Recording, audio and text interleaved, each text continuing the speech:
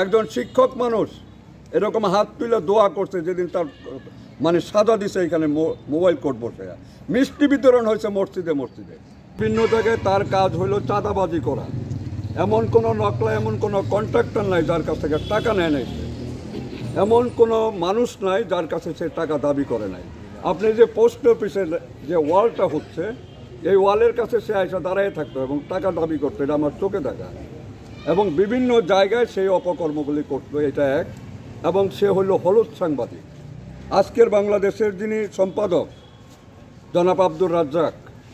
ওনার সাথে আমি এই বোধহয় আধা ঘন্টা আগে কথা বললাম এবং ওনাকে আমি এর আগেও বলছিলাম আমার এক সহযোদ্ধা বন্ধু মুক্তিযোদ্ধা বাসেত দাড়ি কোর্সা মারা গেছেন তার মেয়ে আফসানা রিমিকে নিয়ে যে ধরনের আচরণ সে করছে এটা কোনো সভ্য দুনিয়ার মানুষ করতে পারে না এবং তাকে সাংবাদিক বললে আপনাদের অপমান করা হবে আপনারা আজকে যারা সাংবাদিকতা করেন রানাকে যদি সাংবাদিক বলেন তাহলে সাংবাদিকতাকে অপমান করা হবে আমরা এইটুকু ওই পর্যন্ত যেতে চাই না সাজা রানার যে সাজাটা হয়েছে এটা যৌক্তিক 7ই মার্চ 17ই মার্চ হলো ঐতিহাসিক 7ই মার্চ 17ই মার্চ জাতির পিতা বঙ্গবন্ধু শেখ মুজিবুর রহমানের জন্মবার্ষিকী এবং 26শে মার্চ হচ্ছে আমাদের মহান স্বাধীনতা দিবস আমি একজন মুক্তিযোদ্ধা আমরা যখন আমন্ত্রণ পাই এখানে আমার পাশে উনি একজন বীর মুক্তিযোদ্ধা গোলাম রব্বানী সাহেব উনি একটা ইউনিয়নের চেয়ারম্যান এবং আমরা যখন এইখানে মিটিং করি এই হল রুমে উপজেলা পরিষদের তখন আমাদের মেয়র সাহেব বক্তব্য রাখতেছিলেন অর্থাৎ সরকারি কর্মসূচিগুলো কিভাবে নেওয়া যায় এটা প্রতি বছরই এই প্রোগ্রামগুলো তৈরি করা হয় আমরা সকলেই বসে মতামত দিয়ে আমরা এই প্রোগ্রামগুলি তৈরি করি এবং সেইখানে আমরা সেই প্রোগ্রামগুলি তৈরি করার সময় সে কথা বলতে চাইছিল যখন মেয়র সাহেব আমাদের সব যখন বক্তব্য দিতে ছিলেন তখন রানা দাঁড়িয়ে বলল যে আমি কি কথা বলতে পারি যে ইউনো মহোদয় তো সভাপতি উনি বলছেন যে হ্যাঁ আপনি পরে এই কথা বলার পরে সে উঠতে উঠতে এখন তো মোবাইল টিপতে টিপতে সে বের হয়ে আসলো আসার এই বোধহয় 10 মিনিট পরে দেখলাম সে মোবাইলে লিখছে যে এটা ছিল তো 4 তারিখে মিটিংটা ছিল আমাদের 4 তারিখে সে বলল যে আজকে 3 তারিখ মার্চের 3 তারিখ আমরা এই প্রোগ্রাম বর্জন করলাম আমি বর্জন করলাম এটা বললে সে বের হয়ে আসলো এর মধ্যে অন্য কোনো কথা হয় নাই সে এখানে অফিসে আসছে এটা আমি দেখি নাই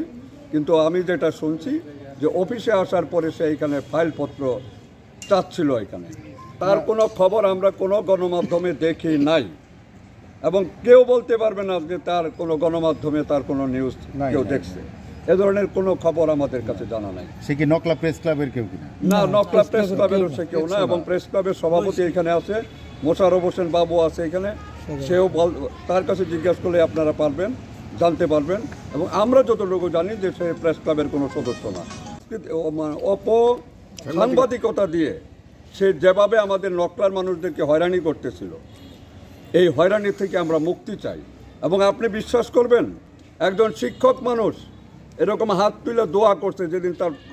মানে সাজা দিছে এখানে মোবাইল কোর্ট বসে মিষ্টি বিতরণ হয়েছে মসজিদে মসজিদে আপনি এটা বিশ্বাস করবেন কোনো সাংবাদিক যদি অ্যারেস্ট হয় আমরা এটারও নিন্দা জানাই কিন্তু সে সাংবাদিক না সে সাংবাদিকতার নামে সাংবাদিকদের কলঙ্ক করছে এটা আমরা মনে করি আর আমি একজন মুক্তিযোদ্ধা হিসাবে আমি আবারও বলছি যে আমি একজন মুক্তিযোদ্ধা হিসাবে আমি এটা দাবি জানাই যে তার যে শাস্তি হয়েছে আজকে গণমাধ্যমের কর্মী না হয়েও সে গণমাধ্যমের কর্মী দাবি করে যে সমস্ত নিউজগুলি আজকে তারা করতেছে যারা বিভিন্ন জায়গা থেকে তারা এই তথ্যগুলি মানে প্রচার করার চেষ্টা করতেছে এগুলি